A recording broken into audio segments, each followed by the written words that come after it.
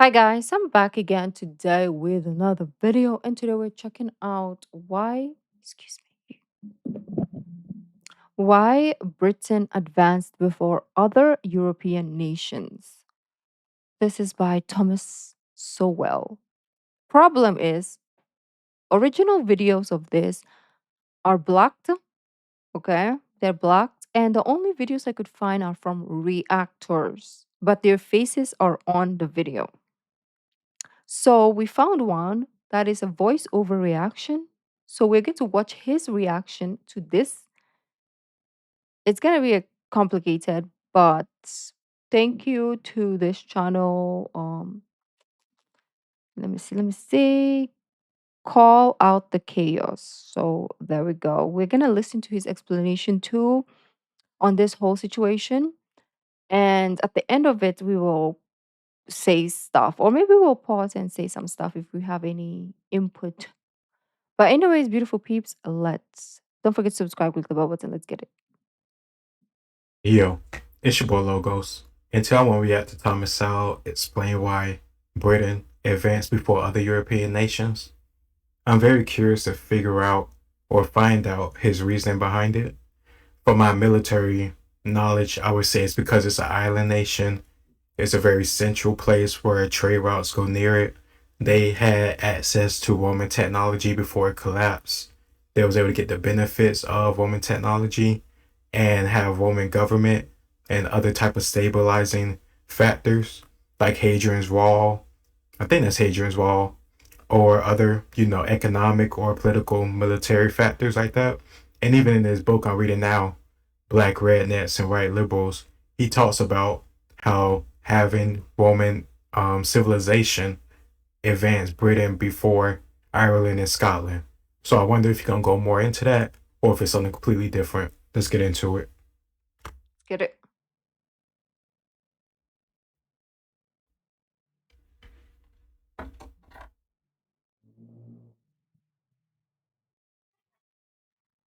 I'm gonna have to check that book out, Conquest and Culture. Patterns of conquest have not been determined solely by technology or even by culture in general. Geography, including disease environments, has played a major role in the history of conquest, as it has hmm in the history of cultural evolution in general. Here's an interesting fact: disease killed more soldiers probably than anything else. Disease or weather is not fighting. Most fighting don't even, I mean, not, most Back dying in on the the day, yeah. battlefield doesn't happen until one side runs away. So when they first clash, not many people die. It's more about trying to get the other one to be so afraid, or you get their flank, or they get afraid of being encircled, and then they run away, and then their back is exposed where they not got their shield or protection, and then they get killed. But before that even happens, many armies are losing soldiers every single day due to disease. And then hmm simple diseases too that we deal with today that we just have cures for, like dysentery.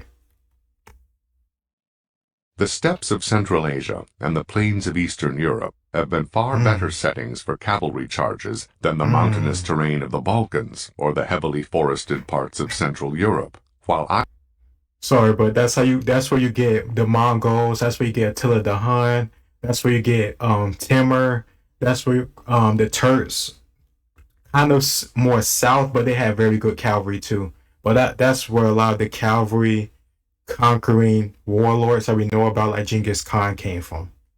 island nations such as Britain and Japan have of course been wholly immune. China tried to create the effects of natural barriers with its Great Wall, as Hadrian's Wall in Britain and the Maginot Line in pre-war France attempted the same thing on Adrian's a Wall. smaller scale. Geographic barriers have spared some peoples from conquest or delayed its coming. Mountainous hmm terrain has permitted independence to persist in some places long after the adjoining lowlands have been overrun by invaders. Morocco, Ceylon, Abyssinia, Scotland, and hmm Tibet are just some of the places in which this has been so. Which is also part of the reason why the Romans couldn't get to Scotland. It's a lot of factors. I thought I paused a lot, but that's why I'm trying not to talk because he's doing all the talking, and I don't want to add to that because this video is gonna be like 30 minutes long. So I don't know where to find the original. That's why I'm so sorry. Which is also part of the reason why the Romans couldn't get to Scotland. It's a lot of factors, but the terrain in of itself is a big indication of battlefields and who will win or lose. Sun Tzu emphasized this so much in The Art of War. I just finished reading that book a couple days ago, and it's a very good book. That's how I'm able to get on the Thomas Sowell book now because I'm finally able to finish The Art of War. However, geographical barriers have been a mixed blessing, as technological and cultural backwardness have likewise been the fates of many of these isolated regions. Moreover, Mhm. the relative poverty of such regions has also been one of the deterrents to conquest, along with the fighting abilities of Makes mountain sense. men, for there was little or no profit to be had from the conquest of many such areas. Differential resistance to one another's diseases, which played a key role in the conquest of the Western Hemisphere, retarded the conquest of Africa until much later in history, because it was the indigenous peoples who succumbed to new, mixed disease environments in the Americas, while it was the Europeans who were fatally vulnerable to the diseases of tropical Africa until quinine and other modern medical and public health measures made it possible for them to survive amid the tropical diseases that flourished south of the Sahara. The Atlantic and Pacific Oceans long protected the indigenous peoples of the Western Hemisphere from the conquerors of the rest of the world, and, even as late as the first half of the 20th century, these oceans made isolationism a viable option for the United States, as it was not Mhm. for most of the nations of Europe or Asia. Never However, was. smaller bodies of water may facilitate. Outside of Japan. I wanted to say something, but okay, fine. I wanted to say, yeah, it's easy for Europe to go to Africa because it's just there, right? Like Africa is just below. Japan, it never was possible for a Asian or European nation to be in isolation. Like even Great Britain, they got conquered by Rome eventually. Rather than impede military attacks, for huge differences between the high cost of land transport and the low cost of water transport can be as important militarily as it has been economically.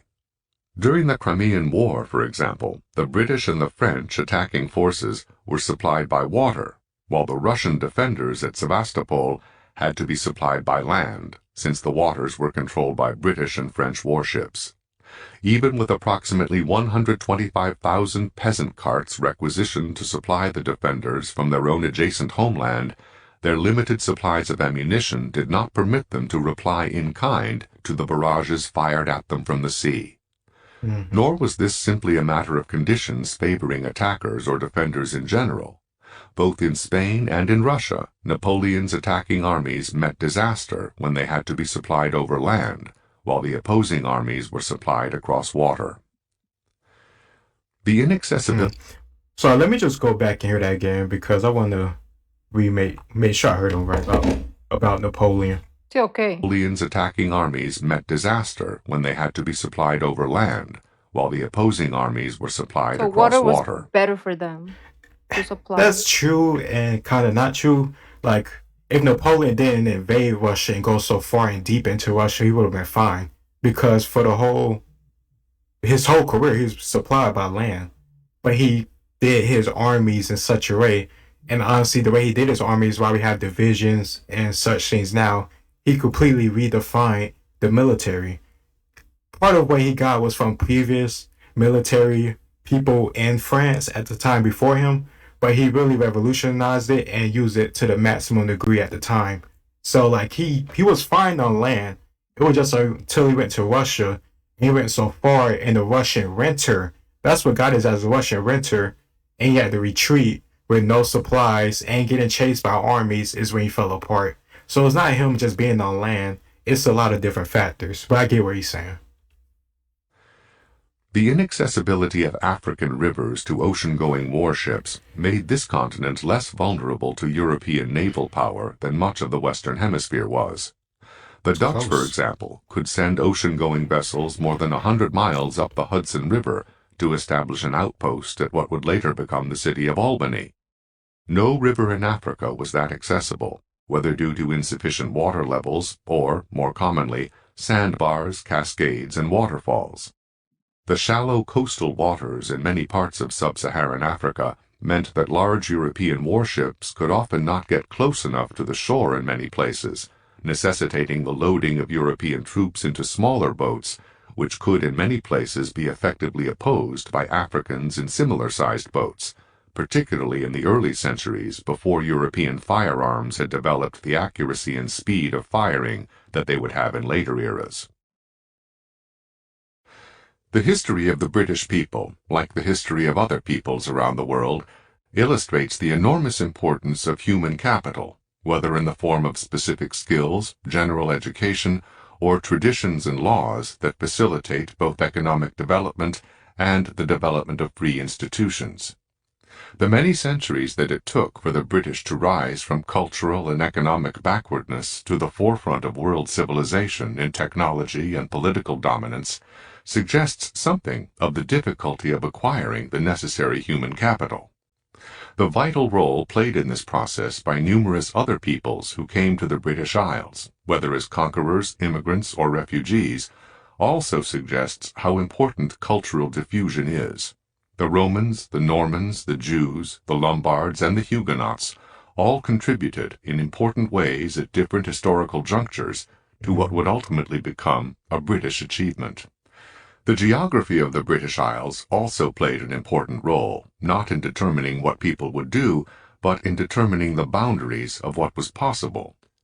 The simple fact that Britain is an island nation, and that water transport is vastly cheaper than land transport, and was especially so in the era before railroads, meant that the British could transport heavy raw materials like coal to different parts of the United Kingdom much more cheaply and rapidly than was possible within nations with large interiors such as Germany or the United States, both of which had to wait for the era of railroads to challenge the British in industrialization.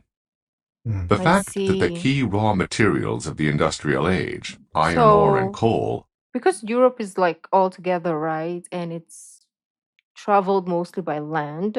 And back in the days, traveling by land is slow as fudge.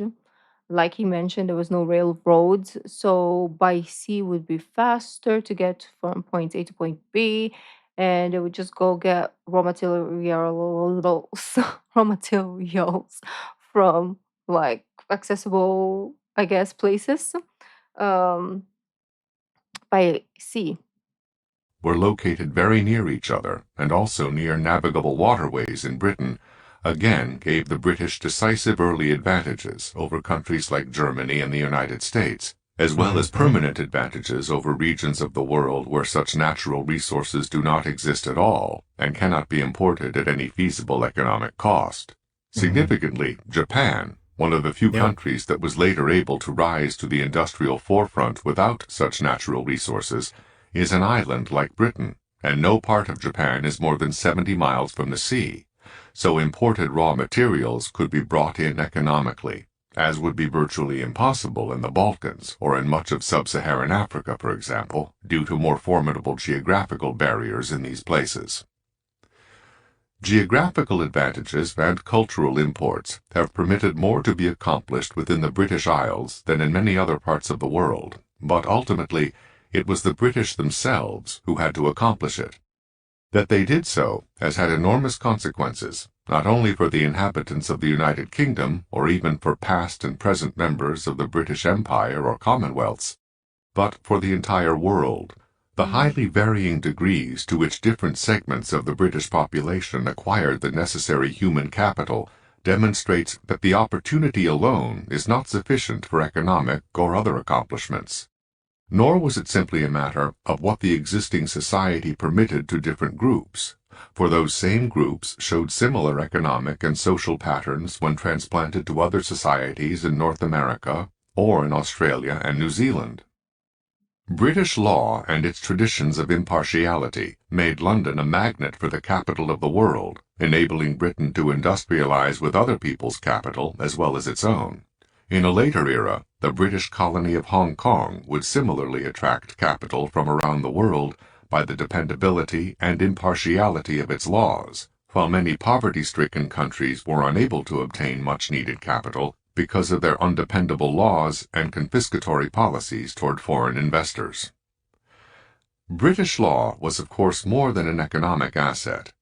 Its separation of powers and rights of citizens against the government were the foundation of the freedom of the British themselves. Mm. The revolutions of the 17th century, including the beheading of King Charles I in 1649 and the uprisings in 1688 that led James II to flee to France, made the separation of powers even more dramatically vindicated and an indelible part of the British Constitution.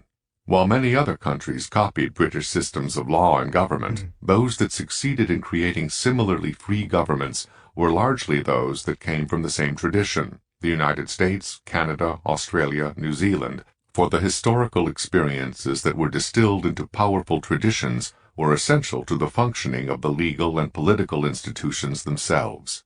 While these institutions could be copied by anyone, the history and traditions behind them could not be synthesized, and it was these intangibles that made the tangible institutions and structures work. Okay, so I guess Britain was smart, was very, very smart.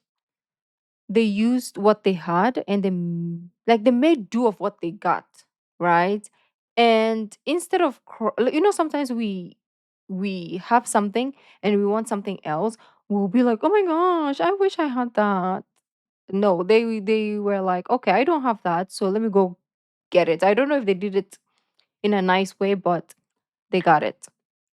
Like they used what they had, their resources, to work for them, not against them. So that's very smart. But anyways, let me know if I missed something, and if you have like other videos you want me to check out. If you have a link, that would be better.